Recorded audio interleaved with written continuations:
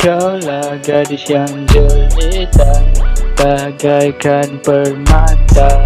Aku mau sekali berjumpa, bila aku mula bertetap mata. Okey cun, kita nak pergi mana? Okey cun, malam ni kita nak dating mana? Okey cun, cun, bagi tahu aku kau nak ke mana. Aku mahu kau dengan aku kita berdua. Aku mahu dengan kau kita berdua. Tiada orang lain yang mengikuti selain daripada mai cinta hati. Kaulah paling yang pertama, yang paling aku cinta, bagaikan matahari yang terselit di ruang angkasa. Kau yang paling jelita, kaulah perempuan yang paling aku suka. Okey cun, malam nak pergi mana?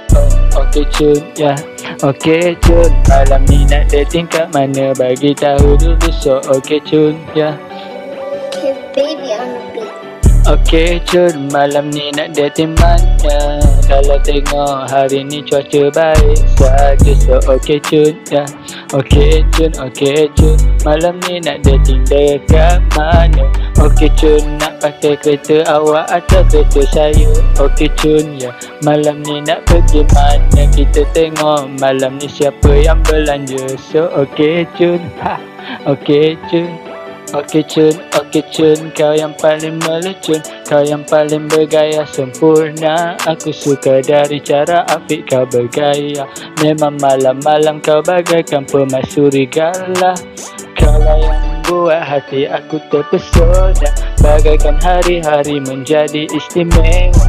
Kau tak pernah buat aku kecewa, malahan kau selalu buat hatiku gembira. Okey cun, malam ni nak pergi mana sayang so. Okey cun, malam ni nak dating kat mana? Nampak macam cuaca hari ni baik-baik saja, ya. Okey cun, ya. Okey cun, malam ni kita nak pergi mana? Naik kereta saya atau kereta awak so. Kita fikir dulu so. Okey cun, malam ni tengok siapa yang belanja.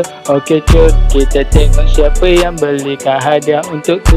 Okey cun, kita tengok apa yang aku dapat malam ni so. Okey cun, malam nak gimana so? Okey cun, malam ni aku ready. Kau beritahu tempat dia, aku datang so. Okey lah cun, ya.